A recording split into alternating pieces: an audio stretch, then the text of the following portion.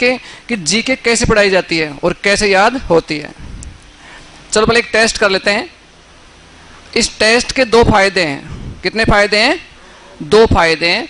पहला फायदा तो ये होगा कि आपकी वर्तमान कैपेसिटी कितनी है, मतलब याद करने की जो स्पीड है ना वो कितनी है आपकी, पता चल जाएगा आपको कितने पानी में आप। और दूसरा फायदा ये होगा कि मेरे पास पढ़ने से आपकी मेमोरी कितने गुना बढ़ जाएगी, कितनी स्पीड से बढ़ जाएगी, दोनों पता भी चल जाएगा आपको। इस टेस्ट में क्या करेंगे, आप अपने मन से, मेरे मन से कुछ नहीं होगा, आप सभी अपने मन से कुछ ही बोलेंगे। आप, किसने बोला संविधान, किसने बोला अलाउद्दीन खिलजी, किसने बोला पानीपत का युद्ध, किसने बोला दिल्ली, अकबर, ऑस्ट्रेलिया, कुछ भी हिंदी का कोई शब्द बोलना आपको बस। कैसे टेस्ट करेंगे मैं बताऊंगा आपको, इतना मजा आएगा बहुत ज़्यादा। शुरू करते हैं यहाँ से कि मतलब आपने हाथ खड़ा किया कि साहब मेरे शब्द है, इसको इतने नंबर पे लिखो। आप शुरू करते हैं। हाँ जी, संविधान, बताओ कितने नंबर पे लिखो संविधान को? आपकी चॉइस होगी, शब्द भी आपका, नंबर भी आपका, 3 नंबर पे। इन्होंने बोला संविधान नंबर 3 पे कि मेरा शब्द है संविधान, और नंबर बोला 3। एक आप बोलो दिल्ली, नंबर 2। नंबर 2 पे आपने बोला दिल्ली, ठीक है साहब।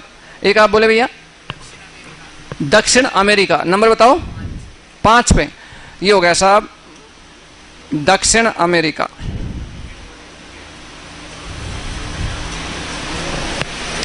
और बोले आप में से क्रांति, नंबर क्रांति का 7 नंबर पे हो गया क्रांति, ठीक है। और बोले आप भैया एकीकरण, नंबर 8 पे लिख दो, हाँ ठीक है, एकीकरण। ये हो गया आपका एकीकरण हो गया साहब। और बोले विश्लेषण,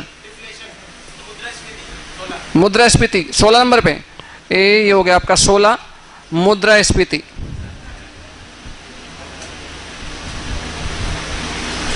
नंबर 16 पे आपने बोला मुद्रास्फीति।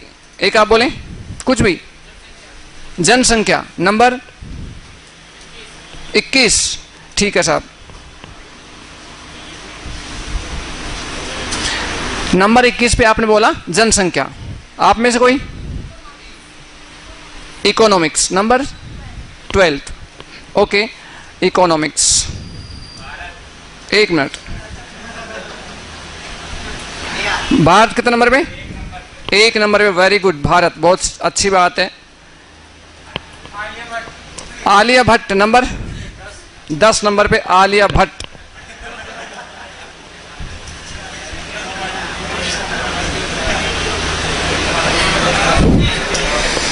हिंदी, हाँ जी, अनुसूया, अनुसूचियां, नंबर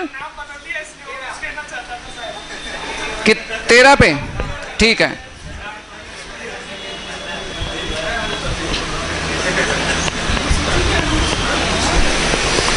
ये हो गया आपका अनुसूचियां, ठीक है। और बोले जनजाति, नंबर 1 मिनट, 19 पे जनजाति, ठीक है।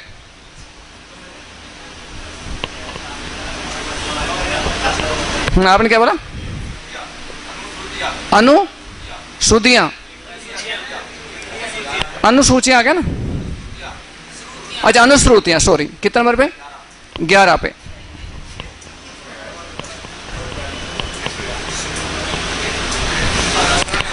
अनुश्रुतियां, अनुसरण 17 पे, अनुस्मरण, ठीक है।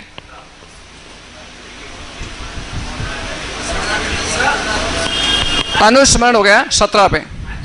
भर्तृ, नंबर 4 पे।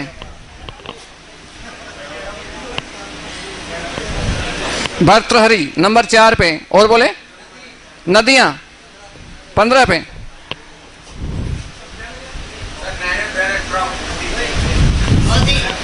मोदी कितने पे? 20 पे, 6 पे, 14 पे। ब्रेन स्ट्रोक 14 पे, 9 पे। 9 पे तो ठीक है, और बोलो 14 पे लादेन। चलो 2-4 और बचे हैं। मोहम्मद, अच्छा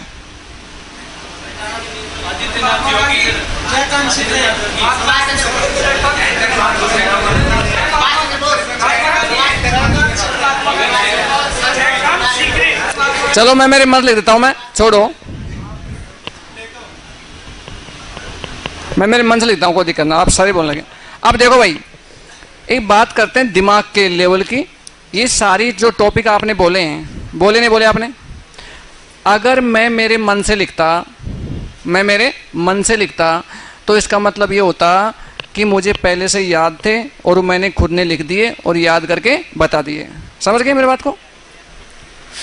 ये मैंने आपसे इसलिए पूछा है ताकि आपको ऐसा नहीं लगे कि भाई मुझे पहले से याद थे। समझ गए मेरी बात को? अब मैं आपसे पूछूं कि 1 से 21 तक ठीक इसी क्रम में याद करना पड़े, ठीक इसी क्रम में याद करना पड़े, तो लगभग कितना समय लग जाए याद होने में? एक आइडिया। ठीक रट के करोगे आप तो, और रटने से कोई चीज़ याद होती नहीं, बहुत समस्या रटने से। तो अगर करना ही पड़े समथिंग इसको याद, तो लगभग कितने समय में पूरी की पूरी याद हो जाएगी? बताओ आप। 21 मिनट, कोई कहेगा 21 मिनट, कोई कह रहा आधा घंटा। और मैं आपसे कहूं कि उसको उल्टा क्रम पूछ लूं कि बताओ उल्टा क्रम बोलो, पूछ लूं मैं, तो लगभग कितना टाइम लगेगा? हैं 42 दिन लगेंगे आप। और मैं बीच में पूछ लूं किस नंबर पे क्या है, उल्टा सीधा, बीच में कैसे पूछूं मैं, तो मामला वो है। मतलब कुल मिला के बात यह है कि याद होना बहुत कठिन है। लेकिन वैज्ञानिक कहते हैं अगर आपको याद करने का सही तरीका सिखा दिया जाए ना, तो किसी भी चीज़ को, चाहे साइंस हो, चाहे इकोनॉमिक हो, चाहे कुछ भी हो, चाहे मैथमेटिक्स के सूत्र हो, चाहे जीके हिस्ट्री कुछ भी हो, चाहे डेट्स वगैरह, जनसंख्या आंकड़े कुछ भी हो, एक बार पढ़ते ही आराम से याद कर सकते हैं। इसको ढंग से एक बार पढ़ना है बस। कितनी बार पढ़ना है? एक बार।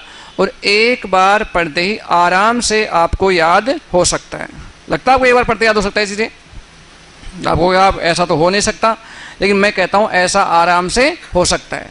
इसको मैं एक बार पढ़ूंगा ध्यान से, सिर्फ एक बार, और एक बार पढ़ते ही कंप्लीटली मुझे ऐसे कैसे याद हो जाएगा। और ऐसा नहीं मुझे हो जाएगा, आपको हो जाएगा और मुझे हो जाएगा। तो क्या आप मानते हैं एक बार पढ़ते याद हो सकता है कोई चीज़? मैंने आपसे क्यों लिखवाया? अगर मेरे मन से लिखता इसका मतलब ये होता कि मुझे पहले से याद था। आपने लिखवाया इसका मतलब मुझे पहले से याद नहीं था। और ऐसा भी नहीं कि मैं पढ़ के याद करूं। आप चाहें कि साहब पढ़ के याद मत करो, तो मैं इसको सुन के भी याद कर सकता हूं। ओनली आप बोलोगे, मैं सुनूंगा, और सुनते ही मुझे पूरा का पूरा याद हो जाएगा। लगता आपको ऐसा? ऐसा लगता नहीं है। तो आप बताओ, सुन के याद करूं या फिर मैं इसको पढ़ के याद करूं? कठिन कौन सा मानते हैं साहब? ये कठिन है, पढ़ के याद कर लूं। एक बार पढ़ लूं मैं और फिर देखते हैं याद होता है या नहीं होता है। पक्का? पढ़ लूं ध्यान से? ठीक है, मैं आपके सामने ही पढ़ूंगा कि सच में मुझे याद हुआ या नहीं हुआ। पढ़ लूं ध्यान से? पक्का? ठीक है। 1 पे भारत, 2 पे दिल्ली, संविधान, 4 पे भर्तृ, 5 पे दक्षिण अमेरिका, 6 पे मोदी, 7 पे क्रांति, ओके। 8 पे एकीकरण, 9 पे ब्रेन स्ट्रोक, 10 पे आलिया भट्ट है, नंबर 11 पे अनुश्रुति है, और 12 पे इकोनॉमिक है, नंबर 13 पर अनुसूची है, 14 पे आपका लादेन है, ओके।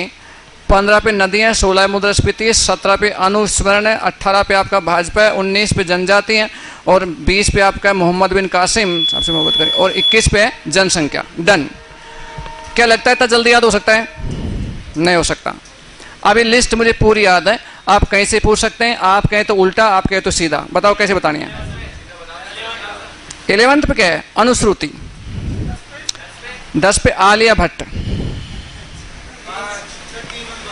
3 नंबर पे क्या है? संविधान। नंबर 4 पे भर्तृहरि। हाँ जी। 20 पे मोहम्मद बिन कासिम। हाँ जी। Brain stroke. 18 पे भाजपा। 16 पे मुद्रास्फीति। 5 नंबर पे दक्षिण अमेरिका। उल्टा बोलूं या सीधा बोलूं? 8 पे क्या है? एकीकरण।